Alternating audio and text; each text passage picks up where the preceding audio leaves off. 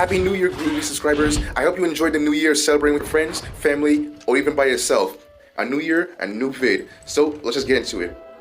Alright, so if you watched my recent short, it was about Bumblebee and how he should talk. Whether it's through the radio, beeping noises like Transformers Prime, or just talking regularly. I feel like that I haven't said enough for obvious reasons. So I figured I'd make an in-depth video about the topic. And before I start, let me just tell you guys this. It is okay that you like your version of Bumblebee and the way how he communicates. The stuff that I say shouldn't diminish your feeling on the subject. That's why we have opinions. And if you like any kind of version, please give me a better reason than I grew up with the character or that it feels nostalgic. There's a better reason for that. Like, for example, I can say that I like the old video games because it's not filled with microtransactions, the gameplay is fun, and that it doesn't have to rely on the internet. So without further ado, let's roll.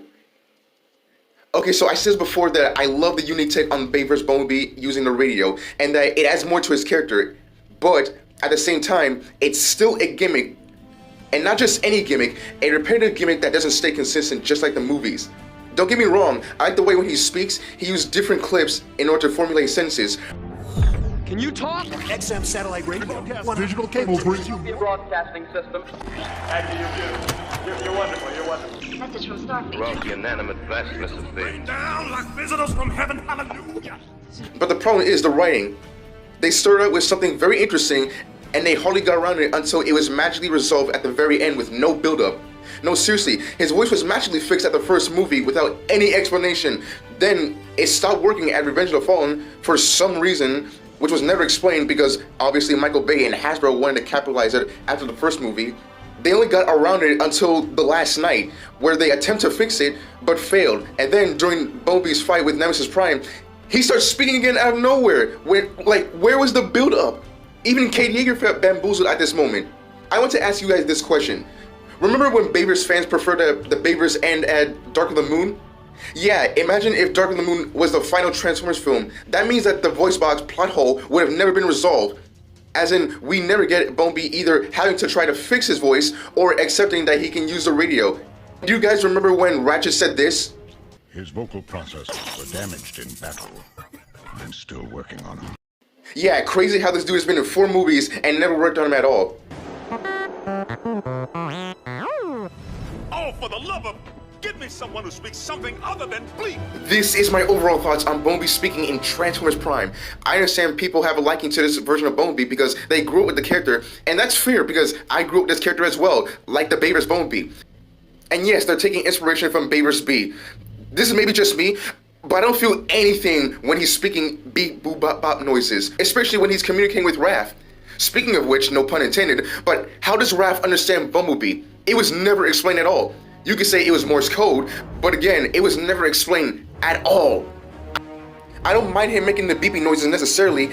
I did like some of the episodes that revolve around his issues not having his original voice, but there are times where I just feel like that Bumblebee isn't motivated in getting his voice back because they would have tried everything on screen as opposed to just telling us that.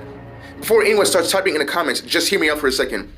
I could be wrong because it's been a while since I watched the show, but were there any moments where Ratchet makes a device that can possibly help regain Bumblebee's voice or even repair Bumblebee's voice? Were there any moments where B wants to work with Ratchet in order to try to fix his voice? Were there any episodes where B was eager to help Ratchet with his voice box? All you heard was Ratchet did the best he could, but he could have done better. But I don't see scenes of him continuing to work on Bumblebee's voice at all. And if he does, please give me an example.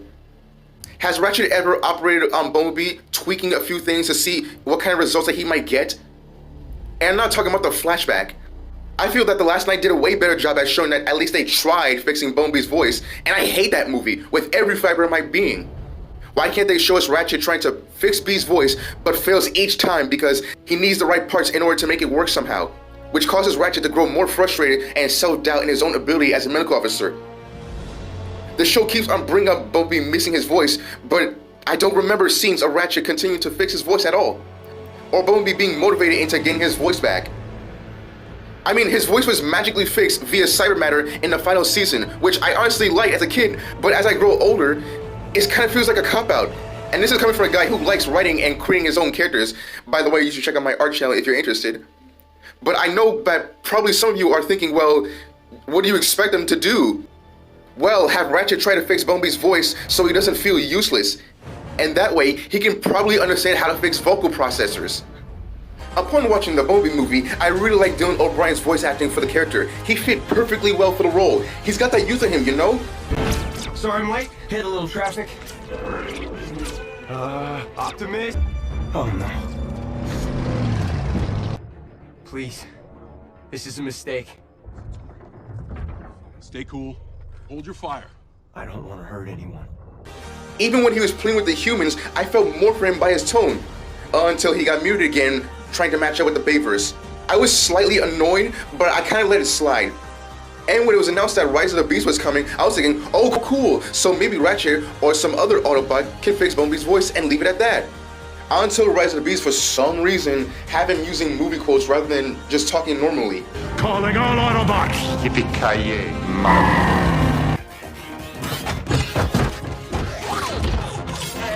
Well, so we got here. What the hell am I looking at? Let's blow it up. Get the hell out of Dodge. Not so fast. No, Captain, my Captain. I have come here to kick ass. And I'll be honest with you guys, I didn't feel anything for the little guy at all. And it wasn't just because of his voice. I mean, bro got basically sidelined. I didn't mind it at all. It's not that I don't like Bumblebee, he just takes way too much screen time. Yes, I know he's a fan favorite character, but there are tons of Autobots that can use some screen time, which is why I like Mirage. He felt like a breath of fresh air. This was something that I did not like about his character, because he comes across as a walking reference or an Easter egg for audience to go, Here I come. Oh, here I come. Bumblebee is more than that. Oh, and one more thing to mention, the Autobots, including Bee, never got around the voice box issue. You could argue and say that, well, he probably accepted using the radio, but it was never established or presented. Yeah, sure, they ignored it, but again, it was never established. Imagine in the next Transformers movie, Bumblebee all of a sudden wants his voice back when he never addressed it or had an issue with it during the 7 years of being on Earth. And in conclusion, I understand that the Bayverse is what made Transformers more popular than it ever was before, and it's what got new Transformers fans in, including myself, invested in the franchise. However, not everything has to match up with the Bayverse. After the last night, I just kind of felt worn out after Bumblebee using the voice box. And I felt that I'd rather Bumblebee talk normally and use his actual voice. Hell, I'd rather him use sign language if that's the case. Not every Transformers movie or show has to have Bumblebee using the radio. Just let the Bayverse be its own thing and let future movies, shows, and games have Bumblebee talk regularly.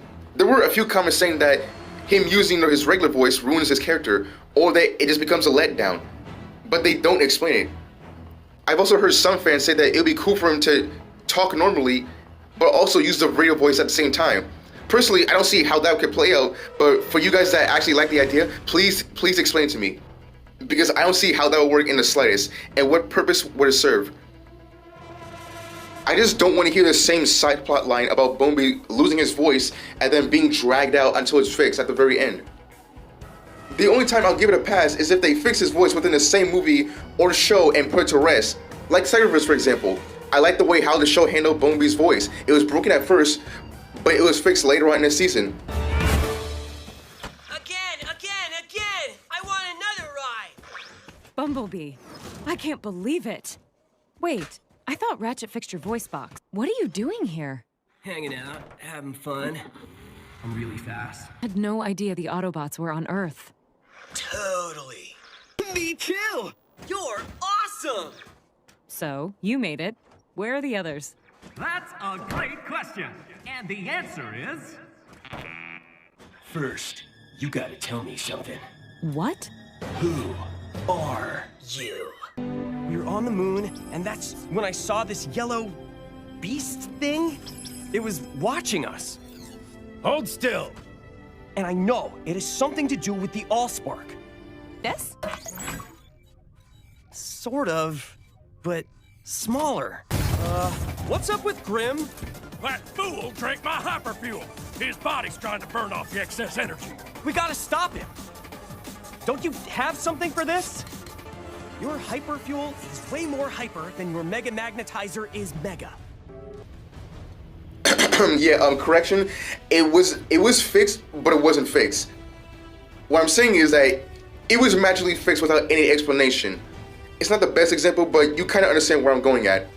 That's pretty much all I have on the subject. I hope you guys enjoyed this discussion video, and I'd like to hear from you guys. I'd like to hear your thoughts on Bumblebee's way of communicating. Do you prefer Bumblebee using the radio voice, Morse code, sign language, or even talking normally? And guys, keep in mind, everything that I say shouldn't diminish your feeling about the character and the way how he communicates.